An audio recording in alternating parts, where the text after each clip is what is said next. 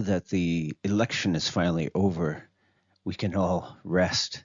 But there's a few things that I'd like to say about what took place during the election. I recall seeing both Kamala or Kamala in church, where she's pretending to be a Christian.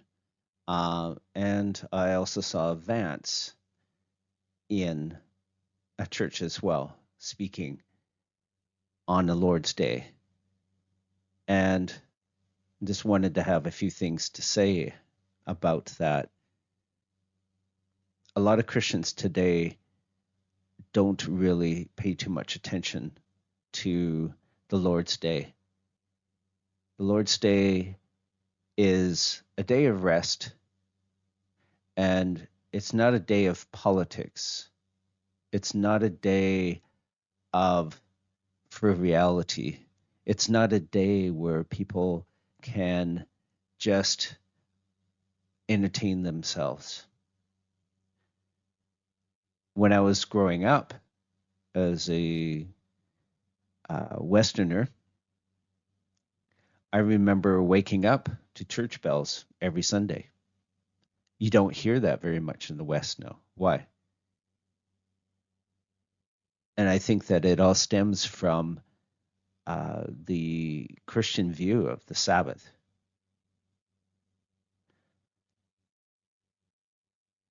Christians need to turn back to the Sabbath, turn back to resting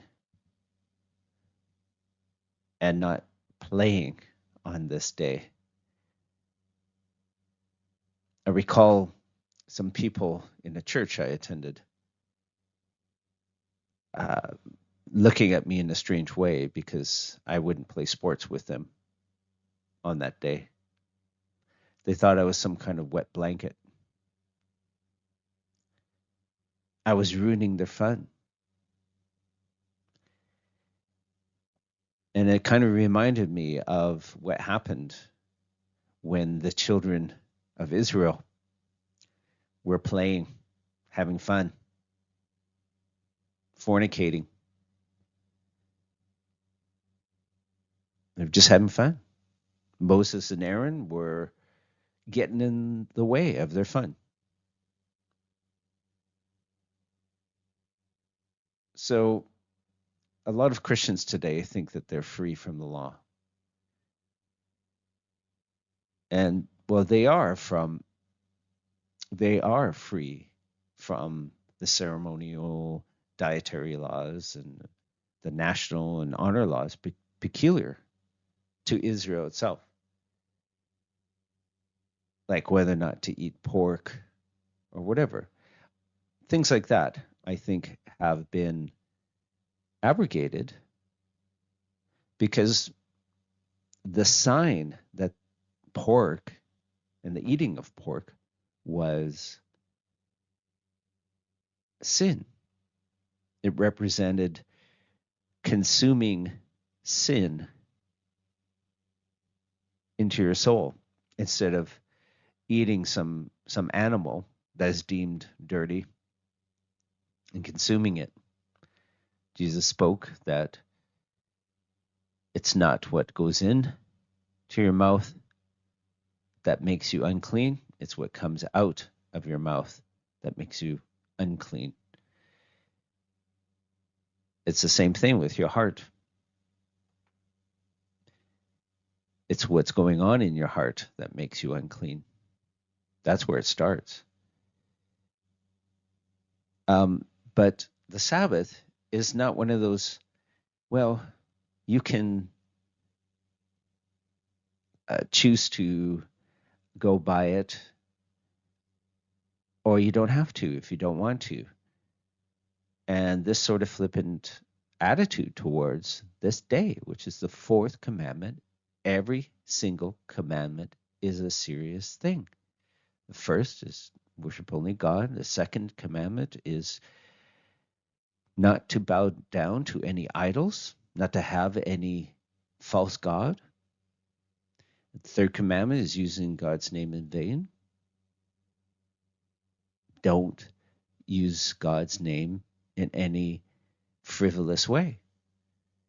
Don't attribute anything to God that is false. Do not make God associated with something that's evil, that's using God's name in vain. Fifth commandment is to honor your parents, honor authority, and that everyone has his place within society. A Christian society would have children obeying their parents and being under the authority and oversight of their parents. And parents aren't to be putting themselves in the same position as children. And children will not respect their parents. If they're going to be childish, if they're going to be irresponsible, they'll lose the respect of their children. So it goes both ways. But today, the civil magistrate has the power to punish evildoers. And it doesn't have the power to stone a woman on her father's doorstep. Why? Because that's an honor law that was peculiar to Israel. Now, there's things that we learn from that law, and it does relate to the fifth commandment.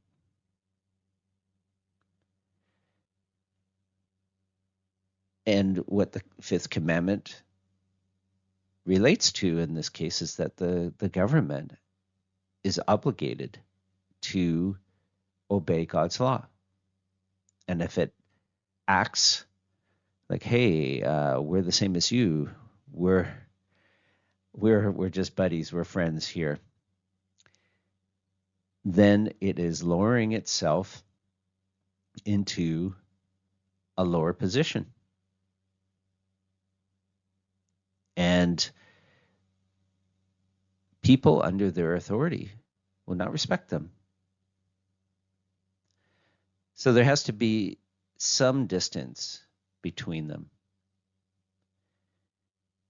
And how does this relate to Kamala Harris? Well, Kamala Harris is a woman, and women are under the authority of their husbands.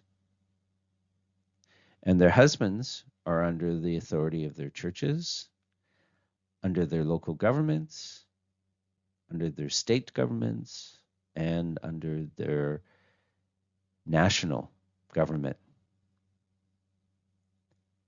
If that order is anywhere reversed, there's going to be discord. There's going to be rebellion. There's not going to be the kind of respect that's entitled to each of those higher authorities. So when a woman pretends to put herself in the position of authority over men, she's not respecting her husband. She's not respecting men at all. And it's like children running the house. I'm not equating women with children, but it's a similar concept. If the children who are under the authority of their parents, both mother and father, act like they're the parents, they dishonor their heads. They dishonor their parents when they act like they are the ones in authority in the family. And when men don't act like men and act like women, they also dishonor their head. There's an order within the fifth commandment.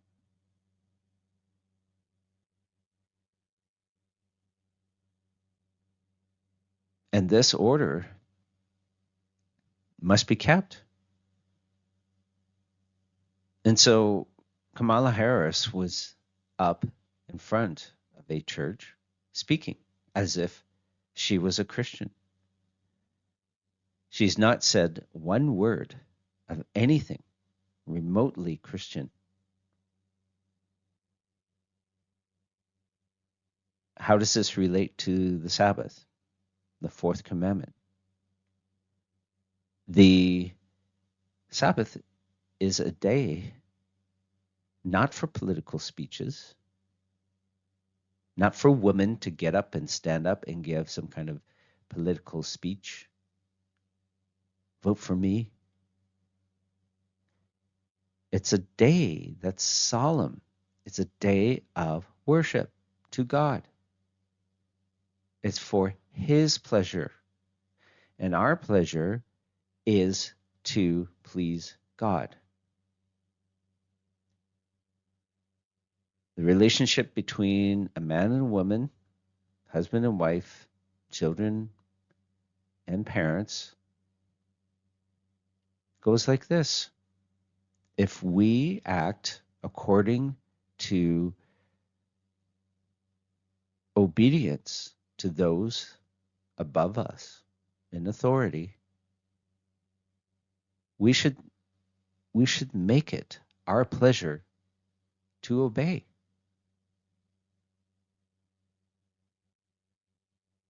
Not to disobey, not to usurp authority.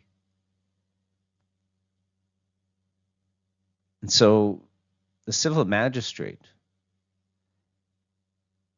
politicians, they have the power to punish evildoers. And a woman who's in power, by definition, is breaking God's law. So in effect, she's being a criminal. And it's no surprise that the Democrat Party,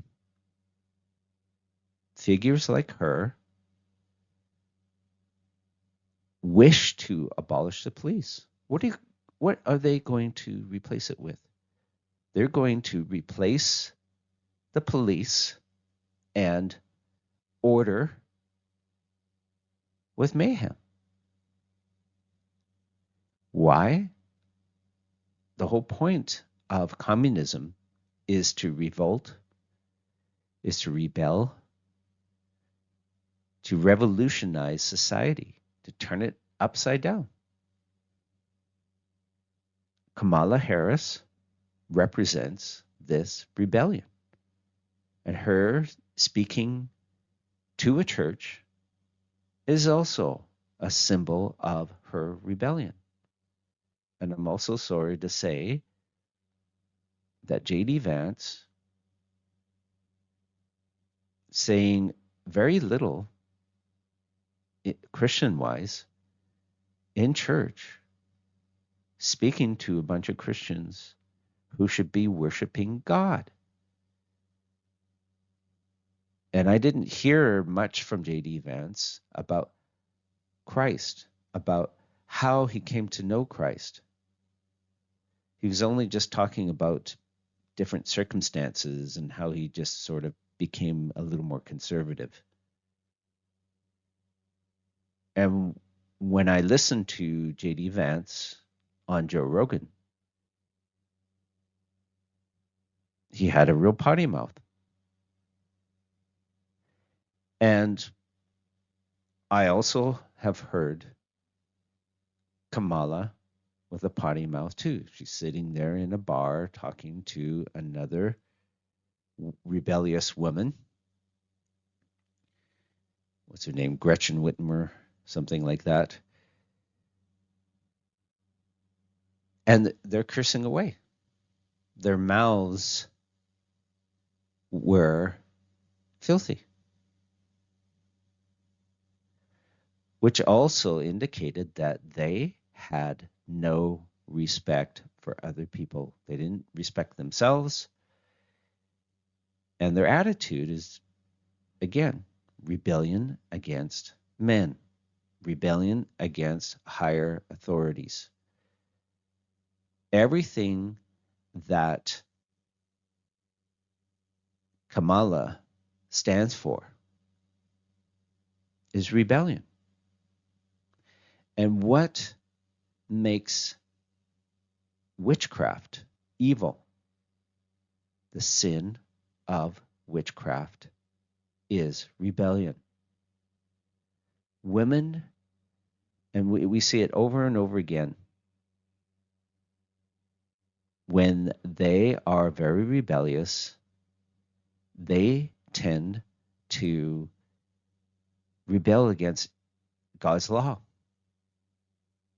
and intentionally seek some kind of deity that represents their rebellion. Kamala's for abortion. She's for war, unjust wars. And she usurps power over men. And she dishonors her husband by running for office. So it's very disgraceful for her to get up and speak in church when there's supposed to be a man there preaching the gospel, preaching Christ, preaching how to live a holy life, preaching how to obey God's law, like the Sabbath, like honoring the Sabbath, like worshiping God on that day and not talking about frivolous political nonsense.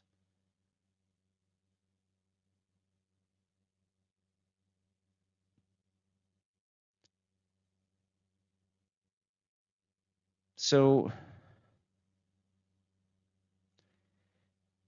what I've seen in this rebellion is the will of man seeking to do whatever it wants contrary to the will of God.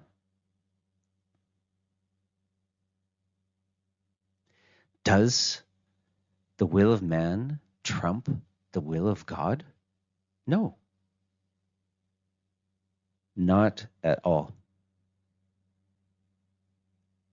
All the laws that we have reflect God's law. And it's all about loving God first and loving your neighbor as yourself. And this isn't just for Christians. This is for everyone in society. Everyone. Christian culture is based on law and order. It's based on the structure that we have in the Bible. And rebels out there have reversed gender roles. And they have abolished the Sabbath. That's one of the first things to go.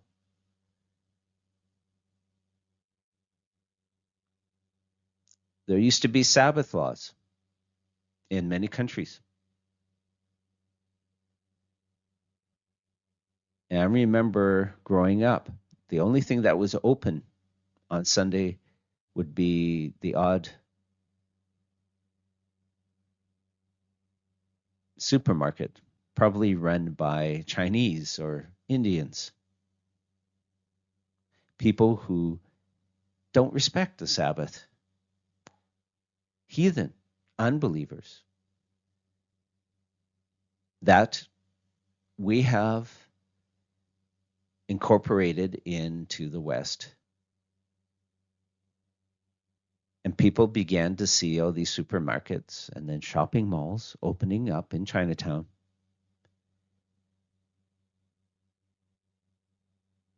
And everyone else started going to these places.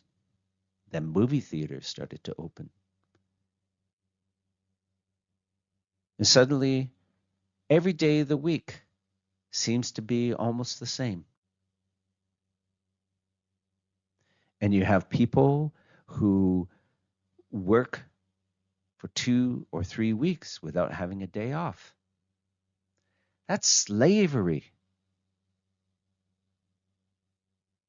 And people who do this for economic gain are enslaving themselves to money. They've turned their money into an idol.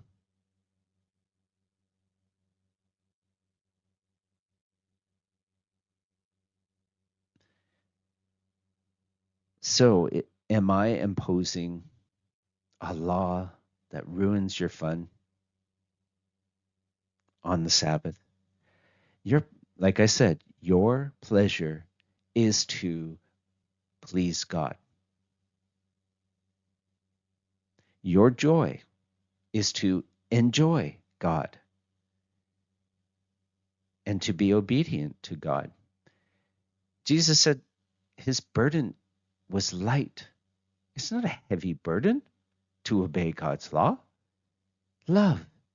It's about love. Love is not a difficult thing to do.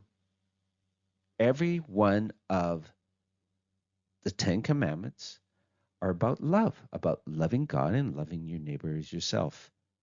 How is that anyhow a burden?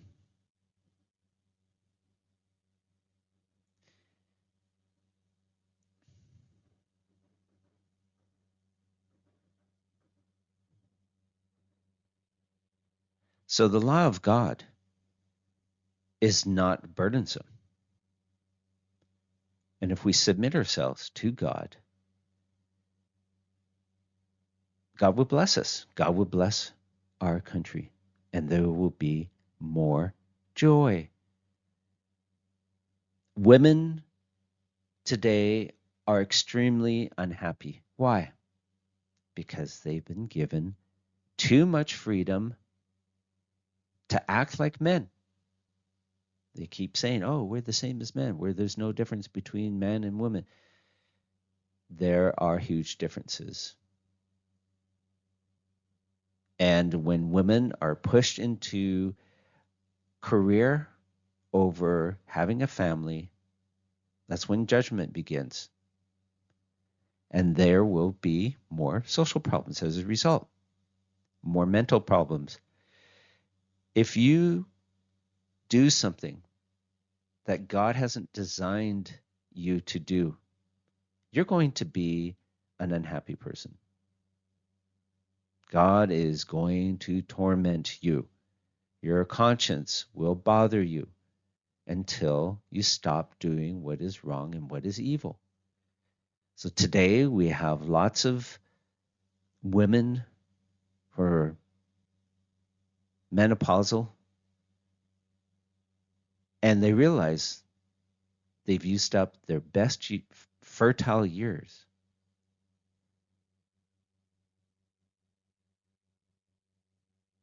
And they want to have babies, but they can't. So they turn to cats. They turn to dogs and baby them. But they know that cats and dogs are no real replacement for babies. And this is psychological torment that these women have put themselves through. They're doing something that they are not designed to do.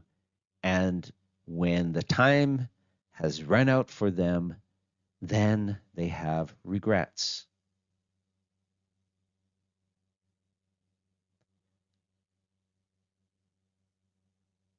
So if you refuse to obey God and think that you're more holy for breaking the law of God, you deceive yourself. God is not mocked. Whatever a man sows, he will reap. If you claim to be a Christian, and yet you think that you can sin and you can rebel and usurp authority where you do not have the right, and you think that you have the freedom to do that, you are already a slave to sin, and you're not a slave to Christ, whose burden is light. Being a slave to Christ is where true freedom lies and true satisfaction lies. There are so many people today who are unhappy. The more freedom that they have, the less happy they become. It's funny how that works.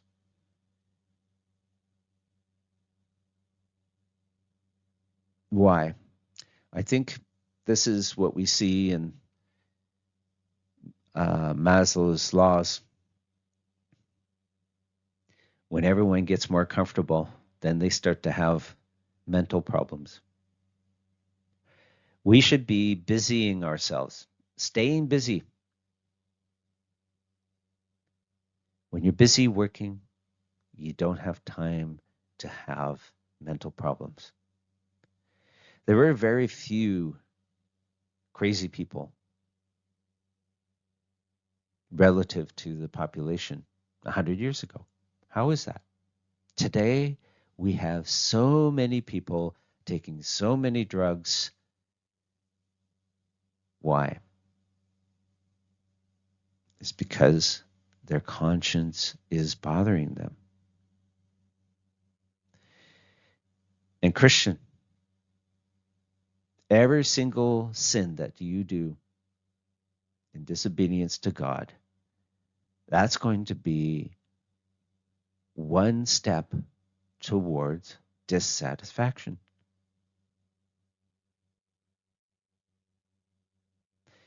If you love God, you will keep his commandments. If you have the love of God in you, you will love your neighbor and you will love God above all things. And God's commandments are not burdensome. They are freedom.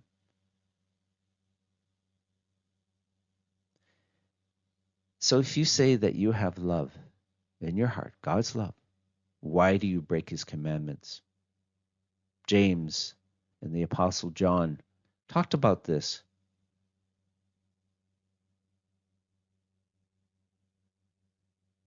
So why are you resisting God's law? Why do you break the Sabbath? Why do you usurp yourself in the wrong position, in the wrong place within society? Why do you think your career is more important than starting a family?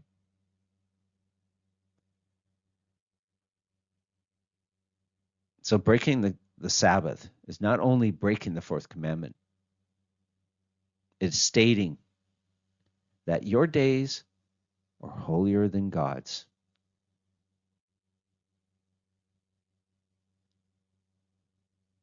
A typical church today opposes other Christians who want to uphold the law of God. They call people who want to be obedient to the fourth commandment legalists. If you look at what conversations Jesus had with religious hypocrites, they just wanted to look good in front of other people.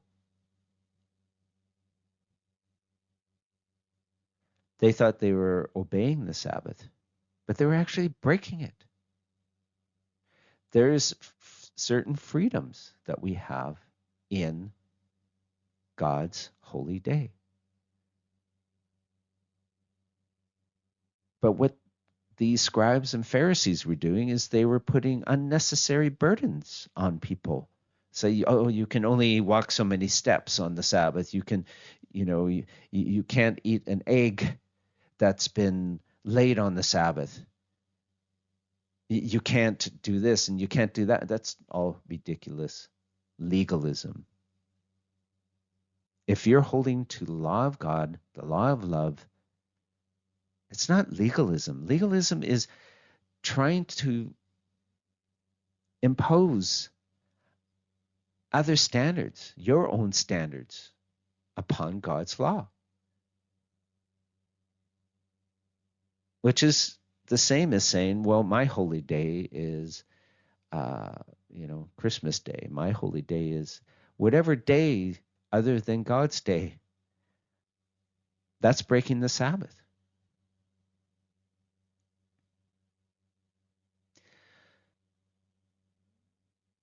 So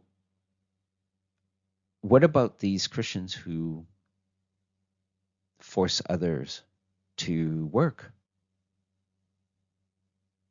Like those who go to a restaurant on Sunday.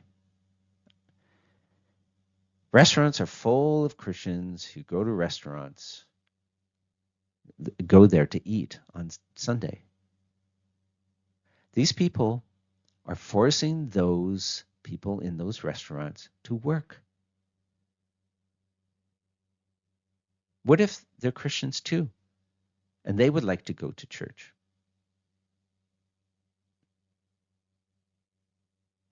You are keeping other Christians from worshiping God. You're keeping people from hearing the gospel.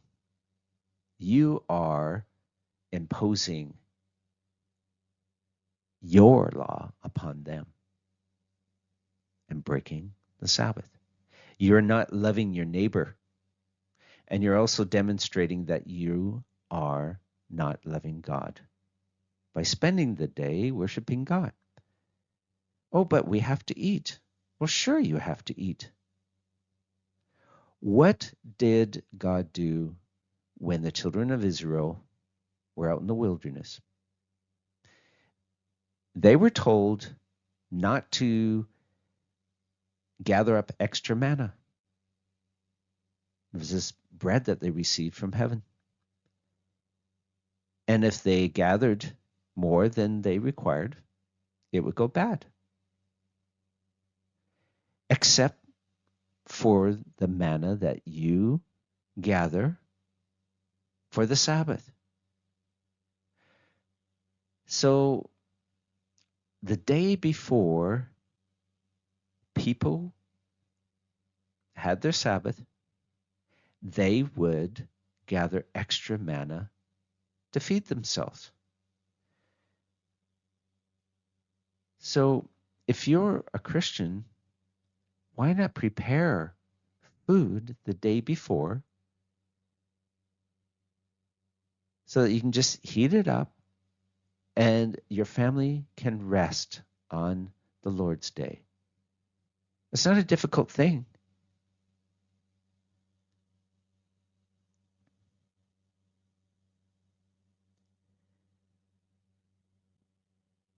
His burden is light.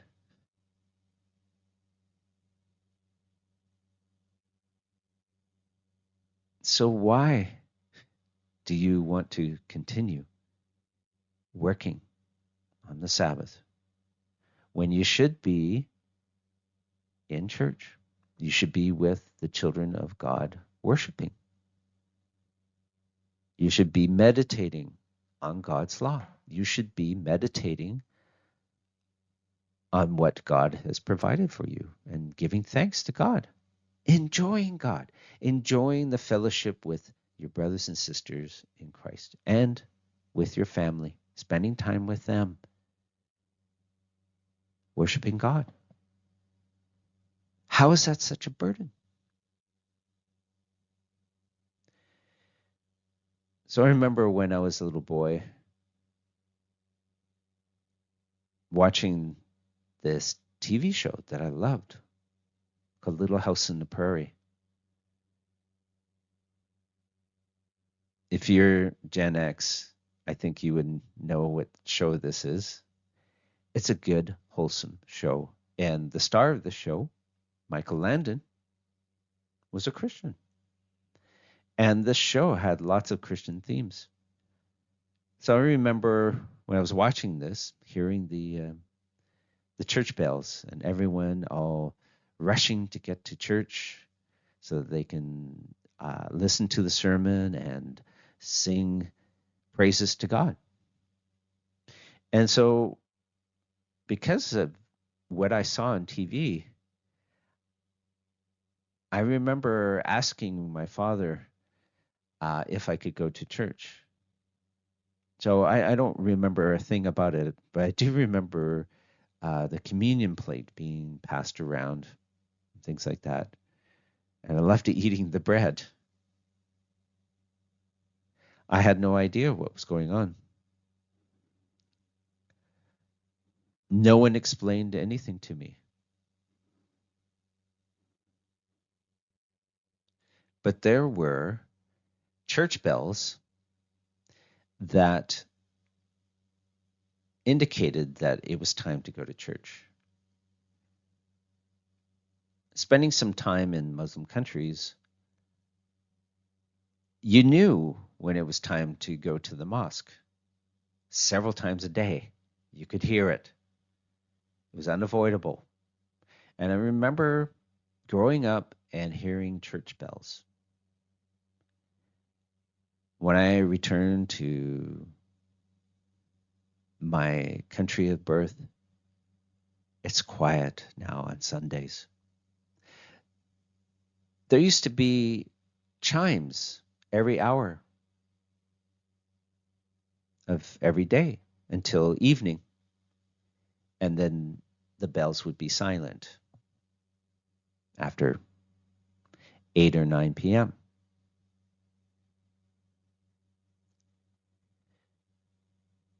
And these church bells gave a kind of rhythm to Western society. And now that there are no bells to remind us, there isn't the same kind of rhythm like there was before. And people's concept of time isn't the same as it was before. I remember I was so accustomed to it that I knew when the next chime would come. I was anticipating it. And my mind was trained to follow time much better. Now that it's been all silent, there's no more rhythm to society. There's nothing to look forward to. There's no anticipation. What you have is people making up their own rules, their own laws, and breaking the Sabbath.